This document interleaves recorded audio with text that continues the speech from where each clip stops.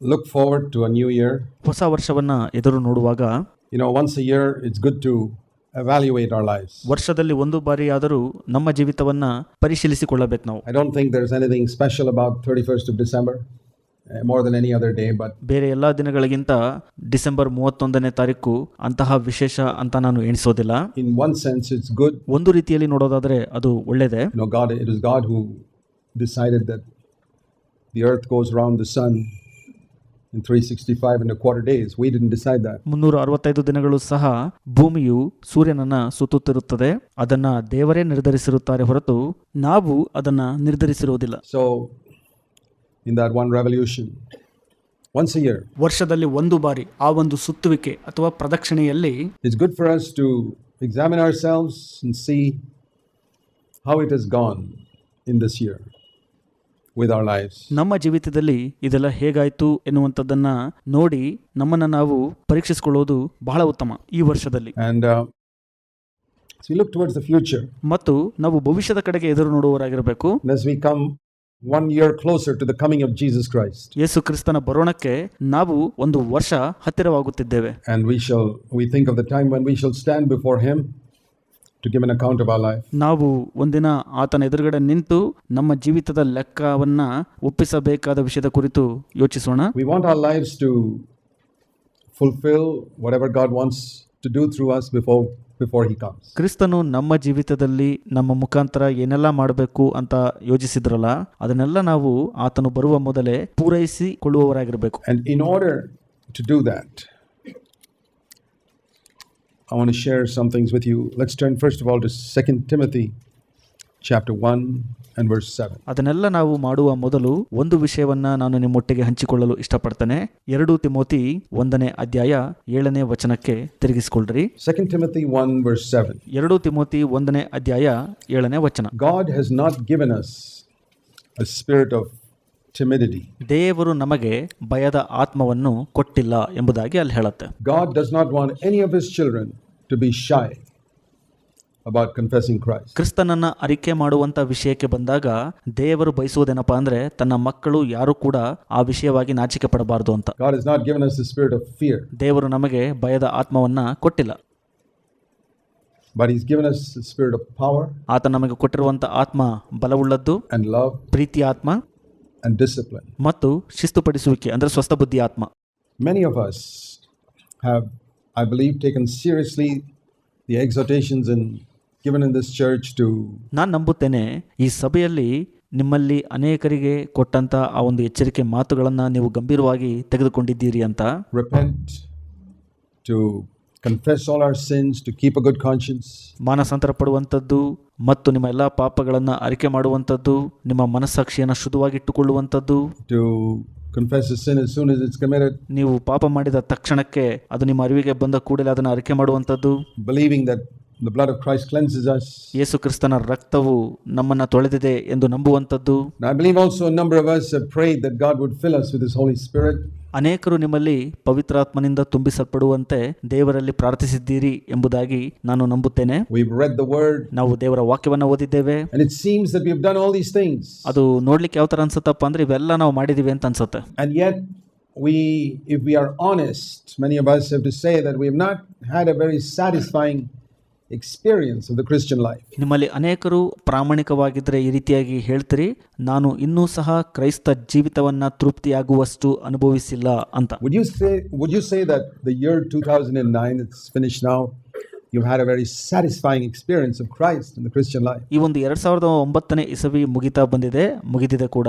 ನೀವು ಹೇಳಲಿಕ್ಕಾಗತ್ತೆ ನಿಮ್ಮ ಕೈಯಲ್ಲಿ ನಾನು ತೃಪ್ತಿದಾಯಕ ಕ್ರೈಸ್ತ ಜೀವಿತವನ್ನ ಈ ಒಂದು ವರ್ಷದಲ್ಲಿ ಅನುಭವಿಸಿದ್ದೇನೆ ಅಂತ? You need to ask yourself why. ನಿಮಗೆ ನೀವು ಕೇಳ್ಕೋಬೇಕು ಯಾಕಿದು ಅಂತ. And I want to suggest to you that it's possible because there's one element that's been missing. ನಾನು ನಿಮಗೆ ಸಲಹೆ ಕೊಡಕ್ಕೆ ಇಷ್ಟಪಡ್ತೀನಿ, ಯಾಕಂದ್ರೆ ಈ ಒಂದು ಅಂಶವು ಎಲ್ಲೋ ಒಂದ್ ಕಡೆ ತಪ್ಪಿ ಹೋಗ್ತಾ ಇದೆ. And that is discipline.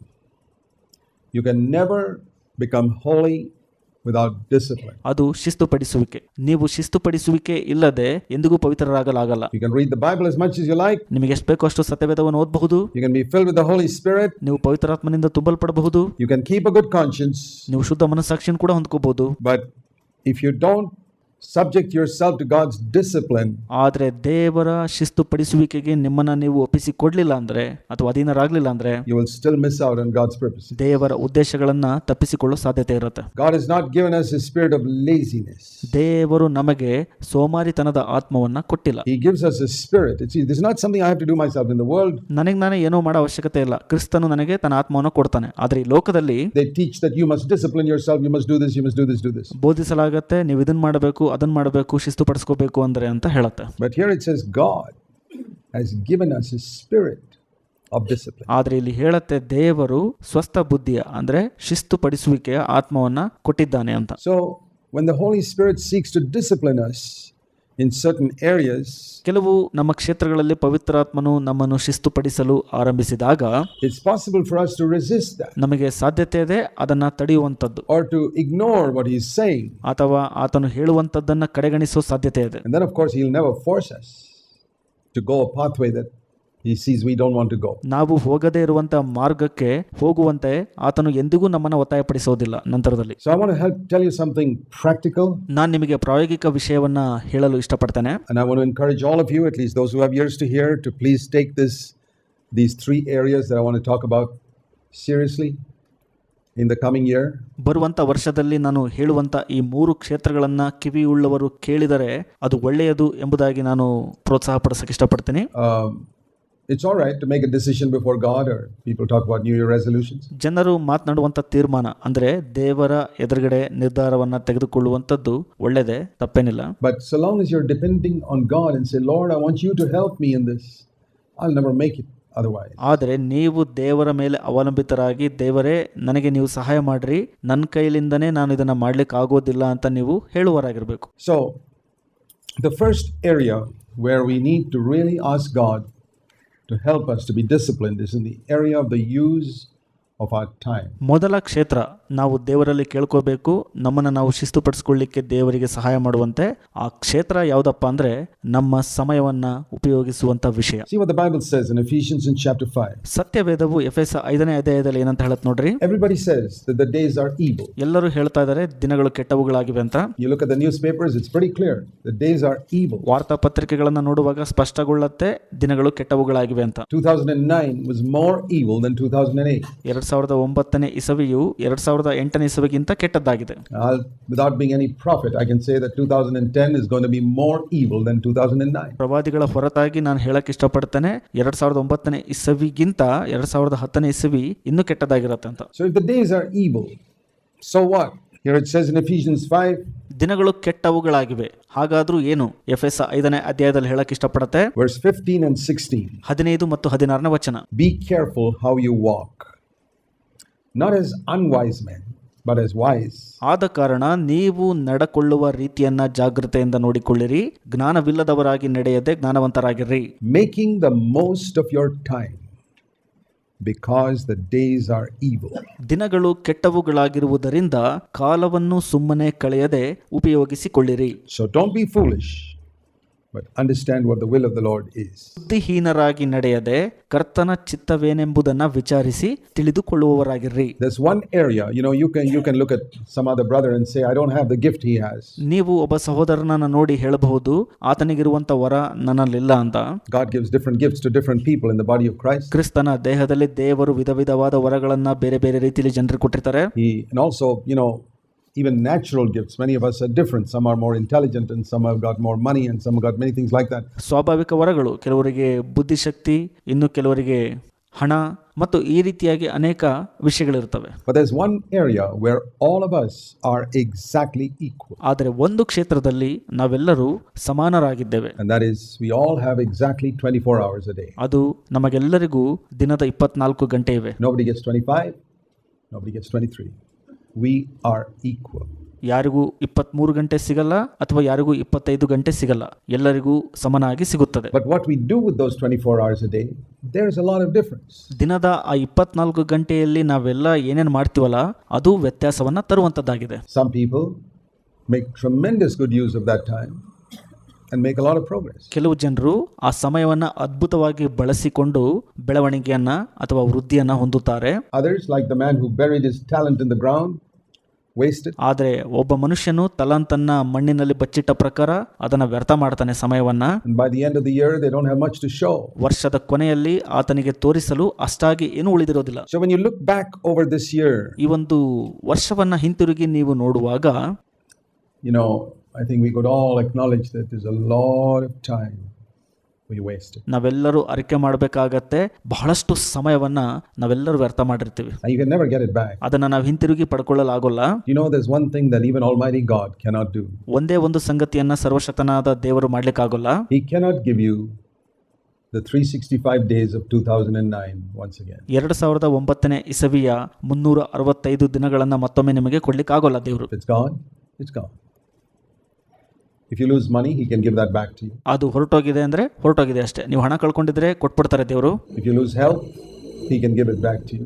ಆರೋಗ್ಯವನ್ನ ನೀವು ಕಳೆದುಕೊಂಡಿದ್ರೆ ಅದನ್ನ ಹಿಂತಿರುಗಿ ವಾಪಸ್ ಕೊಡ್ತಾರೆ. If you lose your reputation, God can still enable you to have a reputation.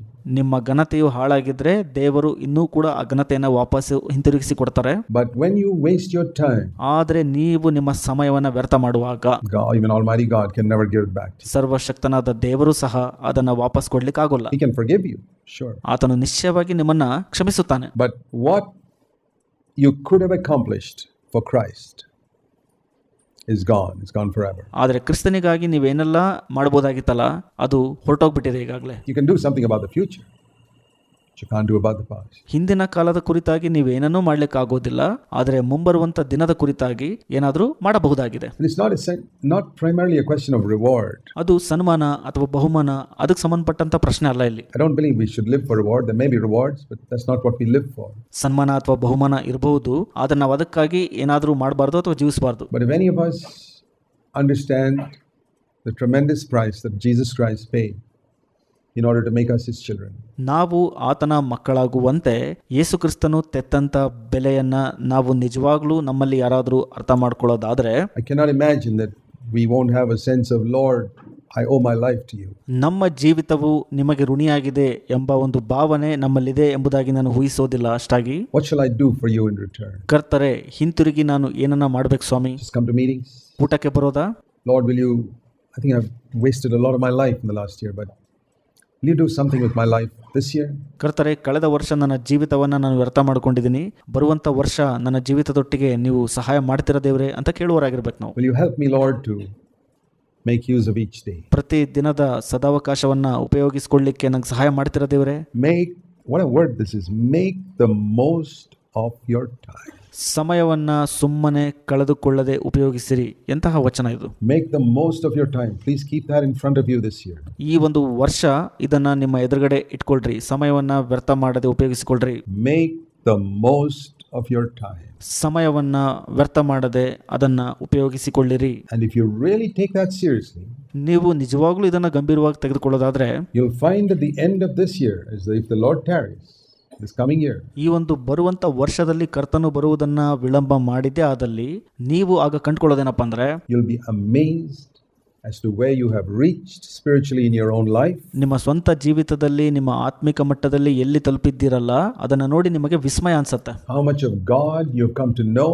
ನೀವು ದೇವರನ್ನ ಎಷ್ಟಾಗಿ ತಿಳಿದುಕೊಂಡಿದ್ದೀರಿ ಎಂಬುದು ಗೊತ್ತಾಗುತ್ತೆ. And how much of a blessing your life can be to others. ನಿಮ್ಮ ಜೀವಿತವು ಇತರರಿಗೆ ಎಷ್ಟು ಆಶೀರ್ವಾದವಾಗಿದೆ ಎಂಬುದನ್ನ ಕಂಡುಕೊಳ್ತೀರಿ ನೀವು. So I'm not saying that we shouldn't go on a picnic or we shouldn't relax. We need to sleep. We need to relax, and all that is essential. ನಾನು ಹೇಳ್ತಾ ಇಲ್ಲ ನೀವು ಹೊರಗಡೆ ಸುತ್ತಾಡಕ್ ಹೋಗಬಾರ್ದು ಅಥವಾ ಪಿಕ್ನಿಕ್ ಹೋಗಬಾರ್ದು, ವಿಶ್ರಾಂತಿ ತಗೋಬಾರ್ದು, ನಿದ್ದೆ ಮಾಡಬಾರ್ದು, ಆ ಥರ ಎಲ್ಲ ಹೇಳ್ತಾ ಇಲ್ಲ. ಇವೆಲ್ಲ ನಮ್ಮ ಜೀವಿತಕ್ಕೆ ಬಹುಮುಖ್ಯ ಅಂಶ. I'm not talking about reading the Bible and praying all the time. No. ನಾನು ಹೇಳ್ತಿರೋದು ಯಾವಾಗಲೂ ಸತ್ಯವೇದವನ್ನು ಓದಬೇಕು, ಪ್ರಾರ್ಥನೆ ಮಾಡಬೇಕು ಅಂತಲ್ಲ. But think of bits of time that you could use which you wasted in the past. ಹಿಂದಿನ ವರ್ಷಗಳಲ್ಲಿ ನೀವು ವ್ಯರ್ಥ ಮಾಡಿದಂಥ ಎಷ್ಟೋ ಸಮಯದ ಕುರಿತಾಗಿ ಯೋಚಿಸ್ರಿ.